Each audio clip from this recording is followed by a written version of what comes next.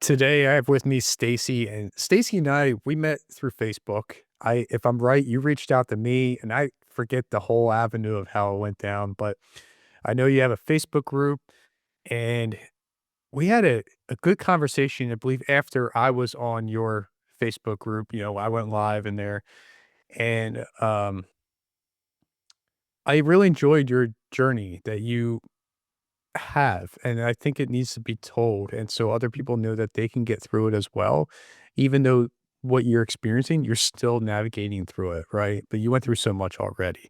So, how about we just open off, Stacey? Why don't you just start with, who you are, what you do, right? I know you're in the travel industry and everything like that, and you can mention a little bit about your Facebook group, and then I really want to dive into your journey. What you actually experienced to get where you are today and, what that's like, and so other people know that they can get through it too. Okay. Well, thanks, Sean, so much for having me on your podcast. I'm so super excited. Mm. And congratulations on the anthology. So I'm glad to be a part of that. So Yeah, yeah, there. that's If you're right. not in there, you need to come. And Yeah, another, at 7 o'clock, I think on Monday, on the 15th, we're all supposed to be getting together. So that's right. yeah. Yeah. Yeah. All right. Then I lost track. That's one of the things being in my condition. You're good. So who are you? What tell us a little bit about yourself. Well, my name's Stacie Jones, as John said. And currently I am an independent travel agency owner. So that means that I have my own travel business, but I do book travel underneath the umbrella of a host agency, Archer and Evolution Travel Services. So, in a nutshell, it allows me to do all the fun stuff, book travel, get the travel perks, but I don't have to deal with any of, like, the legal mumbo jumbo, the credit card authorization, fraud protections, errand submissions. I don't do any of that. None of that. I just do the fun stuff and get paid. So, that's what I do currently. But getting there, it wasn't necessarily something I planned, but it's certainly exactly what I should have been doing all my life. Okay, well, let's start there. So why? What is that? Um, okay, why is it? Well, I'll I'll tell you this. I first fell in love with the ocean when my family went to Disney when I was 5 years old. I remember standing out on the edge of the ocean and, the water smelling like salt and, well, there was no breeze. I don't even know if there was a breeze or not. But anyway, I just remember the ocean was so loud and just standing there thinking, man, I feel like I could do anything, anything. And I could be whatever I want to be and dress however I want to dress. And I'm like, yeah, this is the life. And I remember walking off the beach with my dad saying, yeah, dad, I think that's what I want to do. And he's like, what? I said, I think I'm going to be a beach bum all my life. I'm going to live right here. My dad says, I'll give it a year. We'll revisit that concept. So I didn't know what that meant. I'm like, yeah, all right, whatever, but I'm hooked.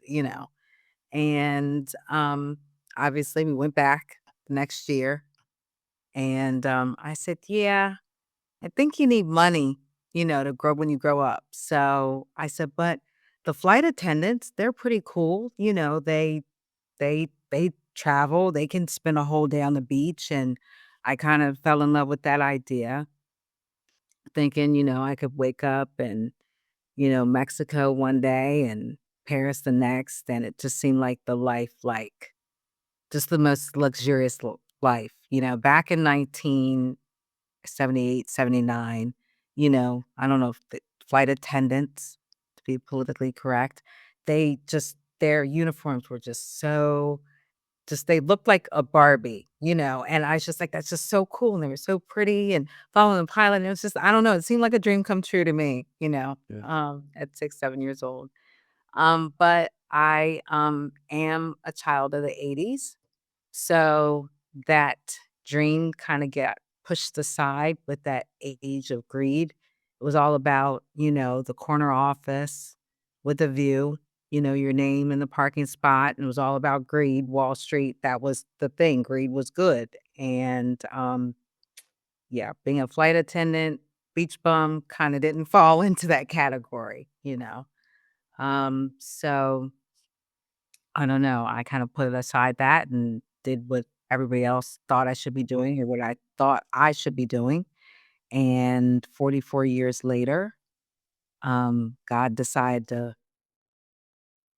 bless me with a stroke, and I say that bless me because I at least am doing what I should have been doing at 5 years old. It only took me 44 years to get there and a stroke to make me realize it. You know, it works in mysterious ways, but, I'm very blessed to be here, um, and, so that's kinda why I say I'm happy that I'm doing what I should have been doing at 5 because this literally is what I was born to be doing.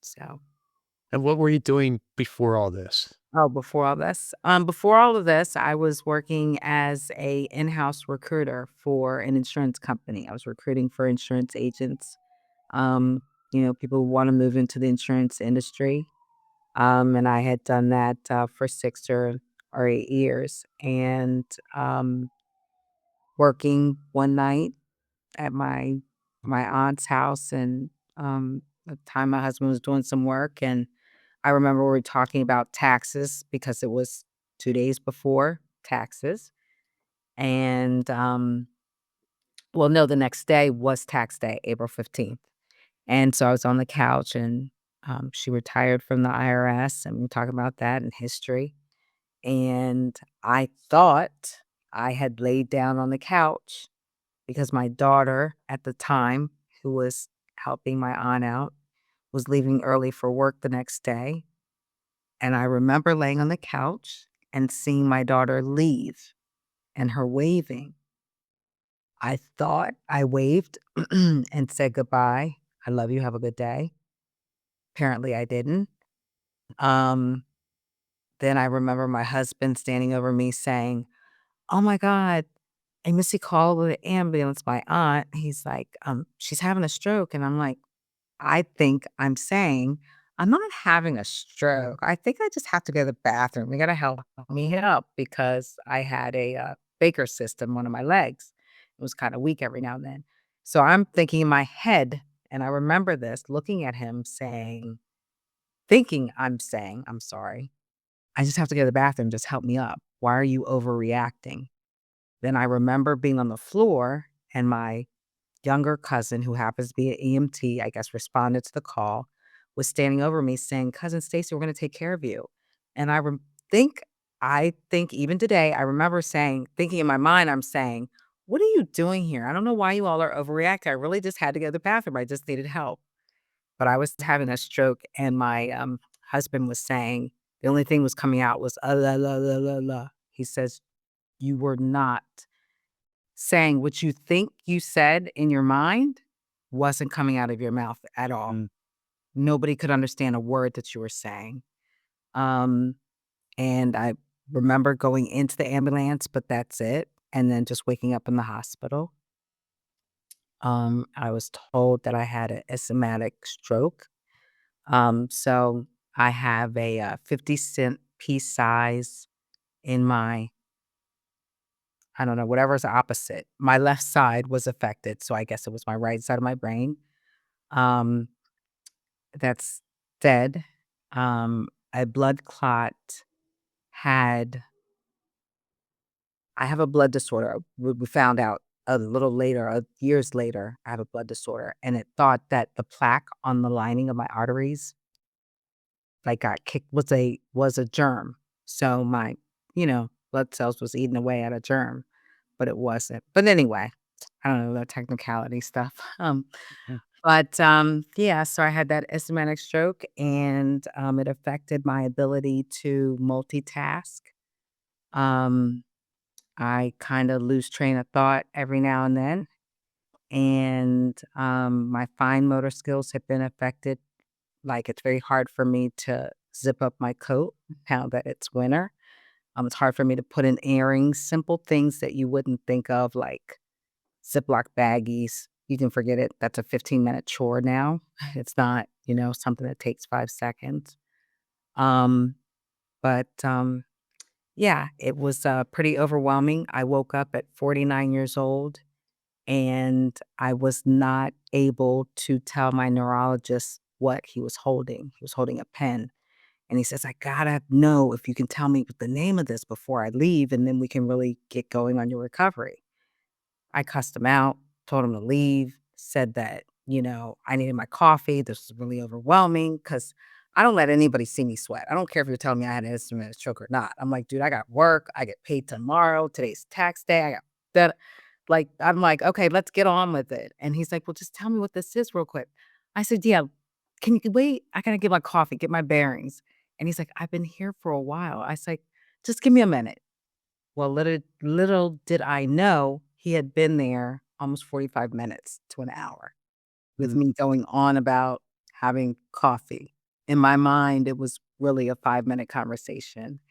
And he says, can you just think of it? And I said, no, just leave. He finally left, kicked my husband out, my kids out, and told you not to make me cry. I shut the door and I looked out the window. And I said, I don't know what that is. I know that it writes smoothly. I know it can write in red, blue, and black. I know you can get fine point, medium point, thick point. I knew it wasn't the thing that you erased with an eraser, but I couldn't think of the word pen. And you have no idea how devastating that was at 49 years old. Like, I lived my life. I'm a multitasker. I'm an organizer. I'm a philosophy major, so I do like a lot of like big picture stuff and make it nice and neat. And here you go in a box, pretty with a bow. And I can't tell you what a pen is. mm, Yeah, yeah. That that was that was a very hard pill to swallow. I don't think I was swallowing it because I cussed everybody out, told them to get out, so I wasn't dealing with it, obviously. And I I didn't have time to panic. John, I had family. I gotta do what I gotta do. Put food on the table. My husband was just coming out of recovery from lung cancer. And yeah, I don't have time for this. That was my first conversation with the neurologist. I don't have time for this. I gotta get back to work. Where's my laptop? You know, yeah, didn't work out too well. Um, so yeah, but I'm here now. all right. Yeah. And how long ago was this? It will be 3 years. Wait, what is this? 25? Mhm, Okay, so 2022, okay. April 14th of 2022.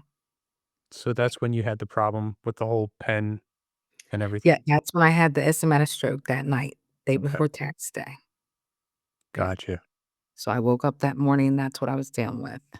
Not knowing the word pen, Yeah, thinking, how the hell am I going to even do tomorrow? yeah. So how looking back, how do you think you felt that I mean, obviously, you were frustrated at the time, right? But looking back, can you say how you feel looking back at it? How you could have changed things maybe, but you couldn't obviously, right? Because you didn't know what was going on. Um, I guess in a way to express yourself differently, I guess, to your family if you could have, right? Do you think you could have? I don't think so. No. It's a really good question. Wow, really, really, really good question. Um, express myself differently to my family as far as my frustration. I Mhm. mean, looking back, I'm sure, yeah. I didn't know that I was frustrated. You wake up and you're the person in the family unit that holds it all together and you make it happen. Even if you're not physically making it happen, you do it strategically. I mean, that's my gift for my family, the way my mind operated. So I'm like, let's figure it out. Somebody might have to do with other physical stuff. And when you can't do that, you have no words. I mean, I was like, I felt like completely helpless, powerless. Um, I really prided myself on my work ethic.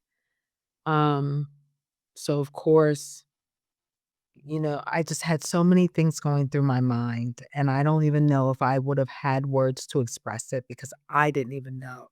I mean, I was having a difficult time speaking, like, I'm still in speech therapy now, Mm. um, because, brain works faster than the mouth sometimes, and, obviously, the part of my brain that was affected, so sometimes my mouth my brain knows what it's saying, but it just I don't know, it's weird. So, like I said, I still have to deal with that, um, and I'm still processing it, I'm going on my I'm sorry, John. Mm. Oh, you're fine. Um, what is it?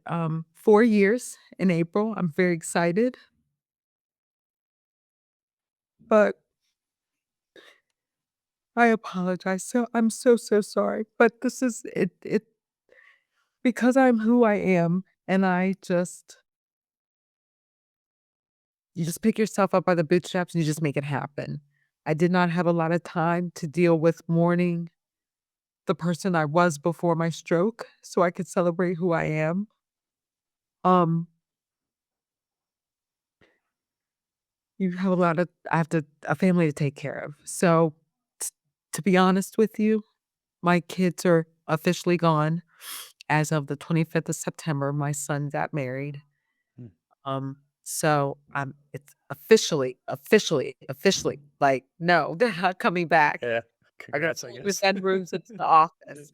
Actually, might knock out a wall or 2. Uh, I'm just kidding, kids, just kidding. But well, they know me. They're like, "No, you're just never gonna be home. You're gonna be traveling everywhere," which is probably true. But yeah, now to be honest with you, the work begins on my healing and my grieving and embracing who I am now, even though I've been doing that slowly over the last 3 years.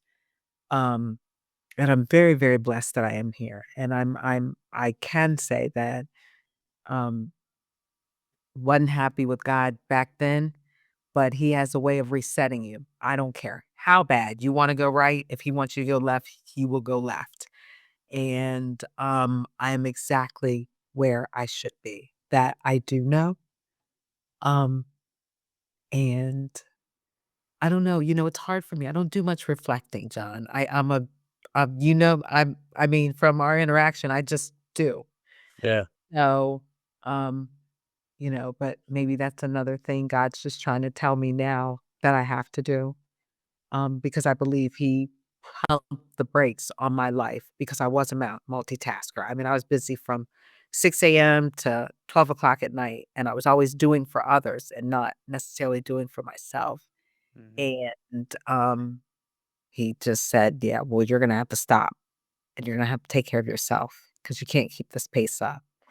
And I'm so glad and so blessed I could walk out of the house. Well, I didn't walk, but I could still move my legs and I could talk and I could see because there were people that had suffered strokes on that floor that weren't leaving. They weren't coming home anytime soon.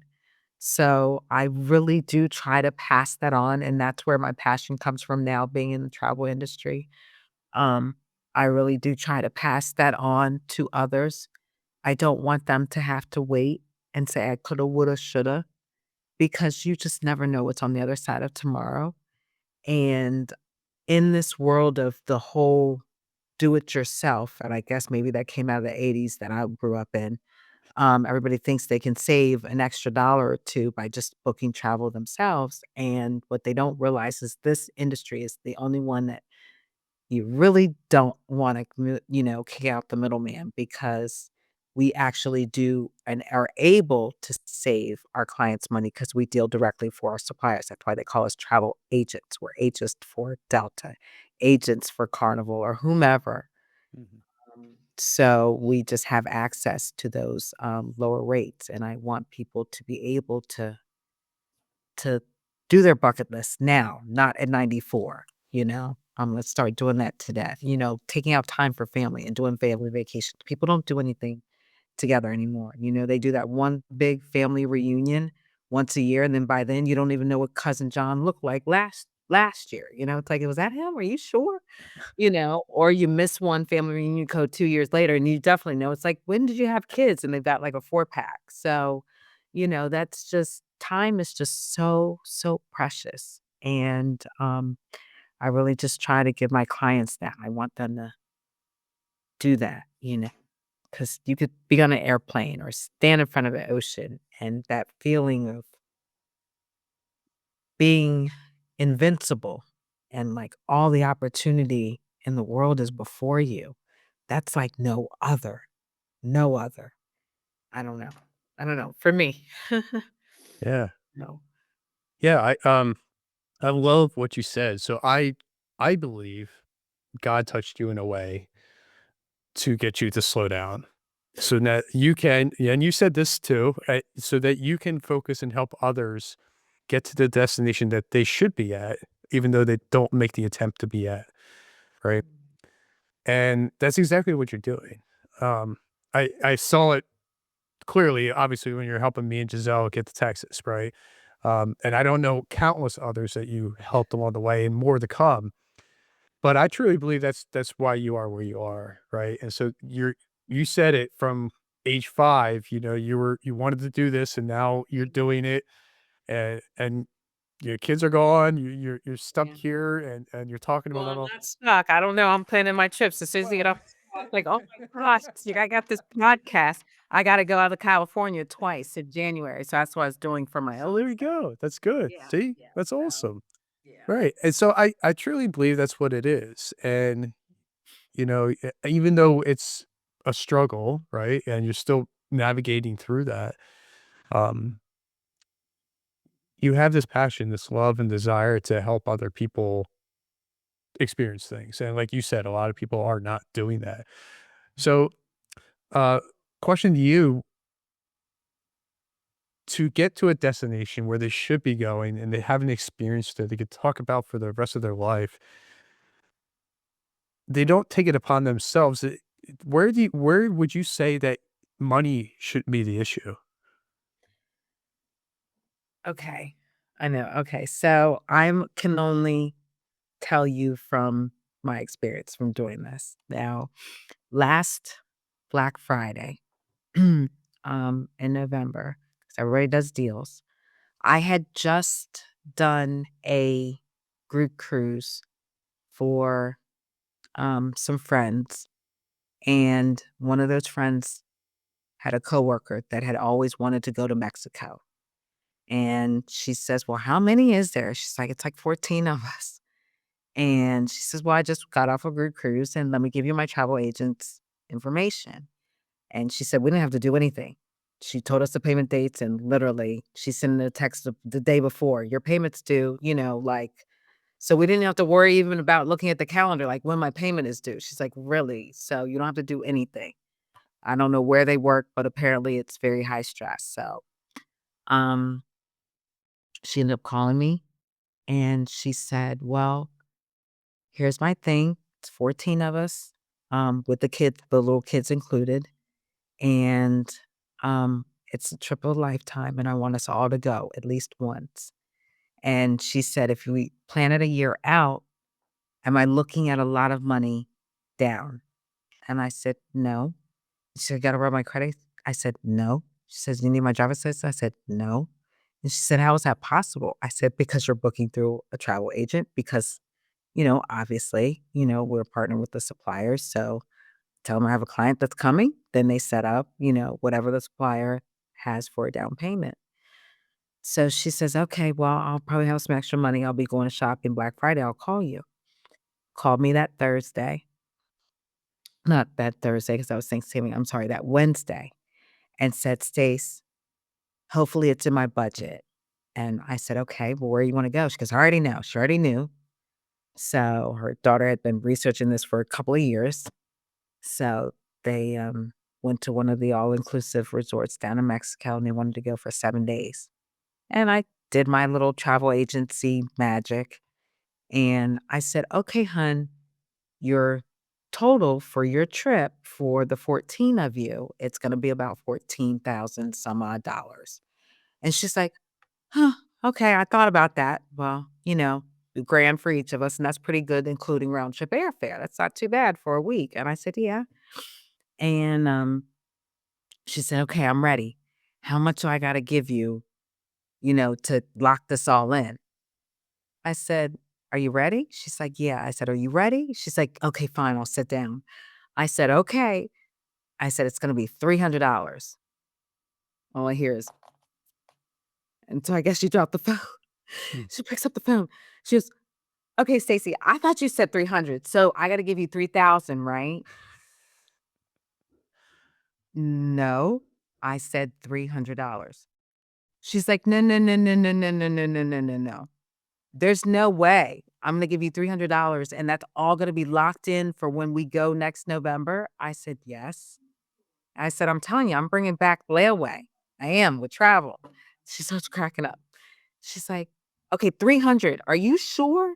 Can you send me something?" I said, "I sure will. Let me print it all out. I'll send it to you." She calls me back. She goes, "Okay, I'm gonna give you 4 just in case." I said, "You don't have to. Take that 100, get your grandbabies. You don't have to."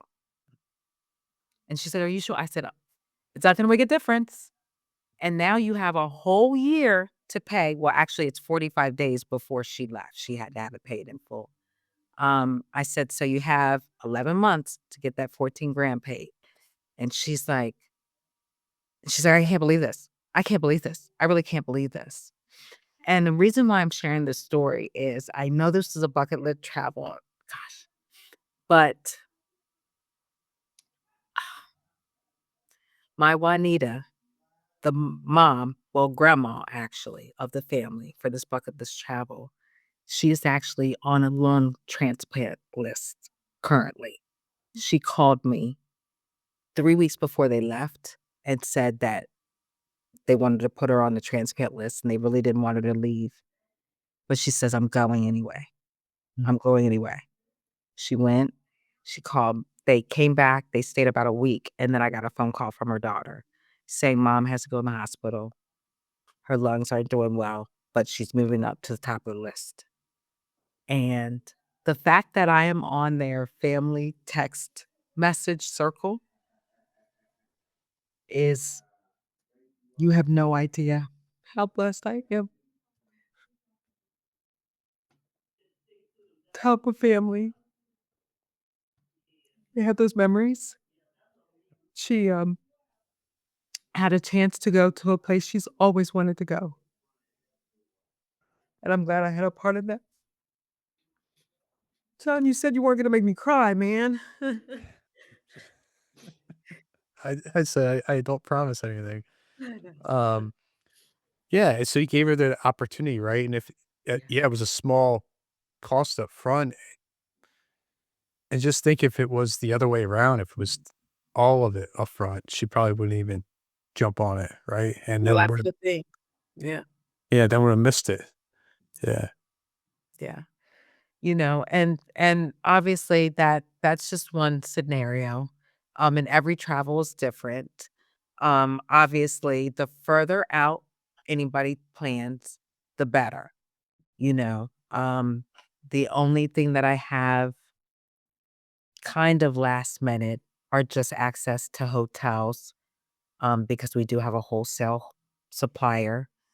But then that even depends on how far in advance, because some hotels just won't participate. Obviously, blackout dates with Christmas. I mean, I can't get around that. Mhm. Um, but for the most part, everybody that I worked with, I tell people on average, well, thanks to Google and AI or whoever's out there, I mean, on average, travel agents save their clients anywhere from, about $400.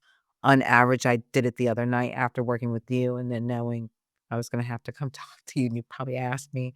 On average, I'm averaging about $800, for my clients, give or take, depending upon what they're doing.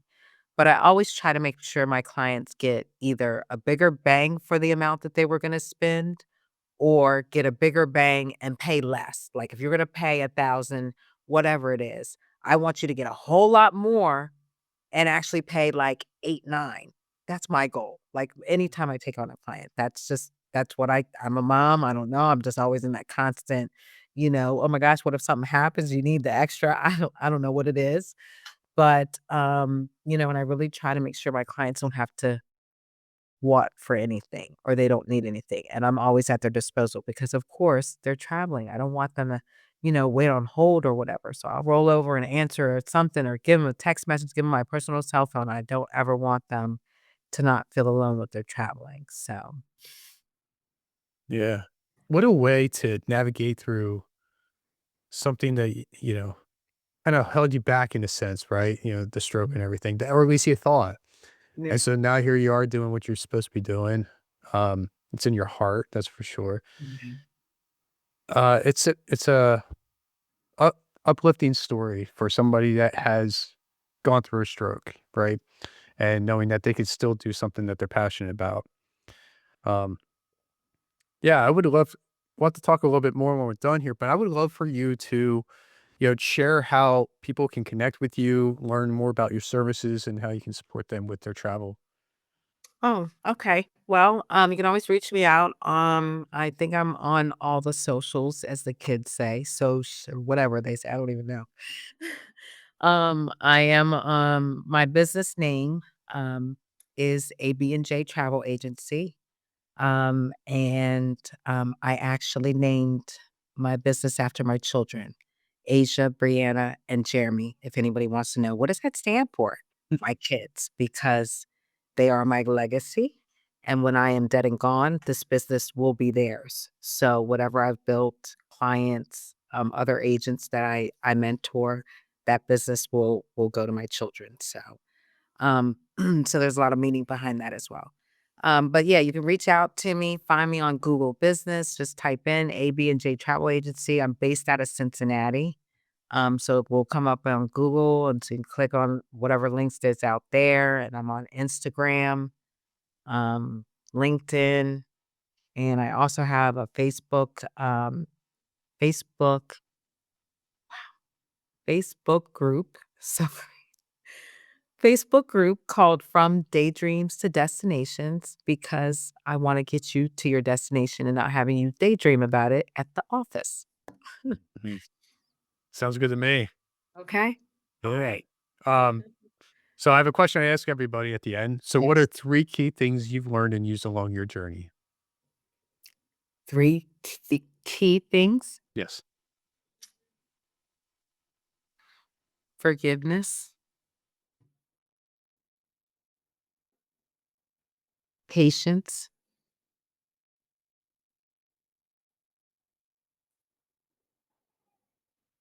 and gratitude. Can you just touch on the last one there?